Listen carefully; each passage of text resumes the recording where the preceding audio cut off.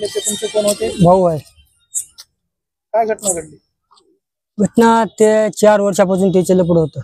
त्याच्या पिढ्याकडे देवदास राजाराम चव्हाण। कुणाचं लफडं होतं? आमच्या ह्याच्या भावाच्या बायकोचं 4 वर्षापासून लपड आहे।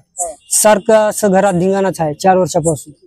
2-3दा औषध पिऊन बी हे केले त्यानं, तरी त्यानं ऐकणं झाले।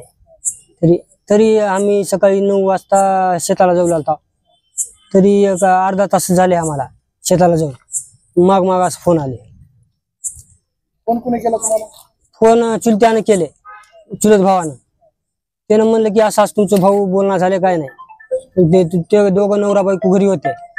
मग त्यानं म्हणाले फाशी घेतली म्हणून त्याची बायको त्याची बायको त्यानं फाशी घ्याय नाही काय ना, त्याच्या बायकोने त्याला मारलं। आमचा असं संशय आहे त्याच्या प्रियकराचं त्याचं दोघांचं संमतीनं त्याला मारलं। हा सांगा मग सारखं बोलत होती। हा आमचा 100% हे संशय आहे। भांडण होतं ते देवदास राठोड चव्हाण। हा आमच्या गावाचाच आहे, बावकीचाच आहे। काय वाद? कशा जमिनीचा वाद होता का? जमिनीचं नाही, हे सुनासाठी। हा भावजाई असं करत होती तुमच्या सुनासाठी? हा म्हणजे तुमच्या मेलेल्या मुलाच्या बायकोसाठी? हा त्याचं भांडण होतं? त्याचं भांडण होतं। त्या भांडणाच्या स्वरूपात तुमचा मुलगा मेला, कशाने मेला? त्याच्याबद्दलच मिळते। हे काय माझं माग सनी लागली असली म्हणून। हा काय आत्महत्या केलं का? आत्महत्या ते माग 2-3 फेऱ्या झालत तस।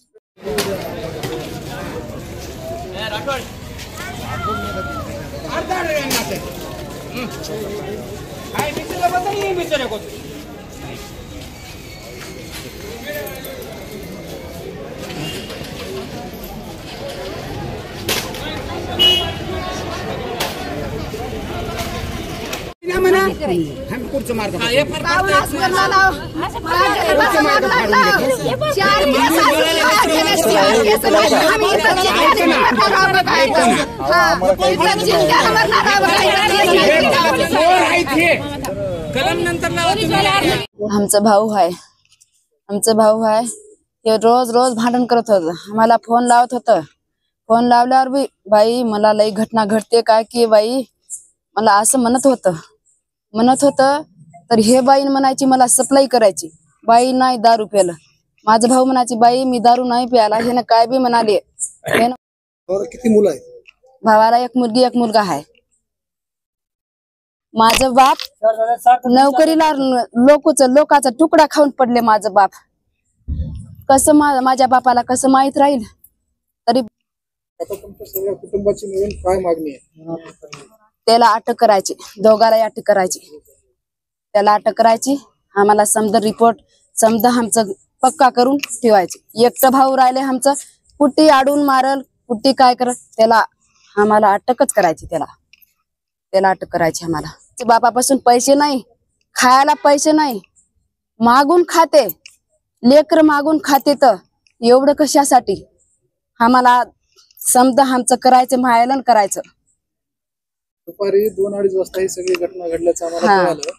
2-2:30 वाजल्यापासून ते आतापर्यंत सकाळी आमचा भाऊ आम्हाला फोन मध्ये बोललेला आहे। पीएम का झालं नाही?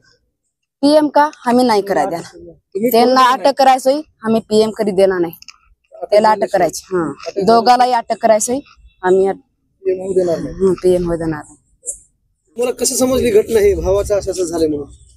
आम्हाला आता समजली। भाऊ मला सकाळी फोन लावलं, आका म्हणलं मी येणार हा म्हणलं, माझ्या मुलाचं पाय मोडले तर भेटा येतो म्हणलं।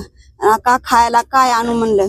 मी म्हणले बाबा काय आणू नको, मला उगू भेटून जाय म्हणले, तुला बरं वाटणार तर असं म्हणले मी। एवढं बोललंय माझ्या भावानं, तेवढं शब्द त्याच पुन्हा बोललंच नाही मला। तेवढ्यातच तेवढं झालंय त्याच। एक घटना झालेली तुम्हाला कसं कळलं? पुन्हा असं लोकांना फोन लावून सांगितले, आम्हाला काय माहित, आम्ही बाहेर गावचे। 4 वर्ष झालं असंच रडबूम आहे त्याच। किती काढावं त्याच, ह्याच कारणामुळं टेन्शन बायकोच कसं जगावं। एकुलते एक भाऊ आहे, एक वडील आहे, एक माय होती ते बी गेली। आता ह्याच वालीदार कोण आहे? माझा भाऊ कुठे बी जाते पोट भरायला कष्ट करायला, तिथं कुणी बी काय त्याचा काटा काढला तर त्याचा वालीदार कोण आहे? माझा बाप कुठं बी नोकरी करतय, कुठं कामाला एकटं रानात जाते, त्याचं कोण आहे वालीदार? तेवढा निर्णय लावा आमचं. त्यांना अटक केल्याशी आमचं भाऊ आम्हाला ते मड आम्ही हे करू देणार नाही.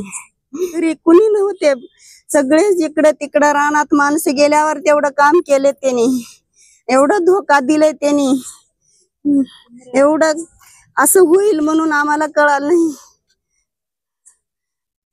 बोलून मला माझा भाऊ मला काय तर म्हणलं असेल की मला काय तर त्रास द्यायला बाई, भांडण करायला काय तर बोलला असतं की मला, मी यायला बाई म्हणून एवढं म्हणलंय मला. अर्जुन उत्तम चव्हाण. आता हे जे वारले ते तुमचे कोण होते? भाऊ आहे. काय घटना घडली? घटना ते 4 वर्षापासून त्याचे लपड होतं. कुणाचं त्याच्या पिढ्याकडे देवदास राजाराम चव्हाण. कुणाचं लफडं होतं? आमच्या ह्याच्या भावाच्या बायकोचं 4 वर्षापासून लपड आहे. सारखं असं घरात धिंगाणाच आहे 4 वर्षापासून. 2-3दा औषध पिऊन बी हे केले त्यानं, तरी त्यानं ऐकणं झाले. तरी आम्ही सकाळी 9 वाजता शेताला जाऊ लागतो, तरी एक अर्धा तास झाले आम्हाला शेताला जाऊन. माग असं फोन आले. कोण कोणी केलं तुम्हाला फोन? चुलत्यानं केले, चुलत भावानं. त्यानं म्हणलं की असं तुमचं भाऊ बोलणं झाले काय नाही. ते दोघं नवरा बायको घरी होते. मग त्यानं म्हणाले फाशी घेतली म्हणून त्याची बायको त्याची बायको त्यानं फाशी घ्याय नाही काय ना, त्याच्या बायकोने त्याला मारलं. असं तुमचा संशय आहे? आमचा असं संशय आहे. त्याच्या प्रियकराचं त्याचं दोघांचं संमतीनं त्याला मारलं. मुलाची सगळी मतं आली. हा सांगा सारखं बोलत होती. हा आमचा 100% हे संशय आहे. पुन्हा संघ भांडण होतं? ते देवदास राठोड तुमच्या गावचे चव्हाण. हा आमच्या गावाचाच आहे, बावकीचाच आहे. काय वाद, कशा जमिनीचा वाद होता का? जमीनचं नाही, हे सुनासाठी. हा भावजाई असं करत होती त्याच्या संग. तुमच्या सुनासाठी? हा म्हणजे तुमच्या मेलेल्या मुलाच्या बायकोचं हा हा हा त्याचं भांडण होतं? त्याचं भांडण होतं. त्या भांडणाच्या स्वरूपात तुमचा मुलगा मेला, कशाने मेला काय? त्याच्याबद्दलच मिळते.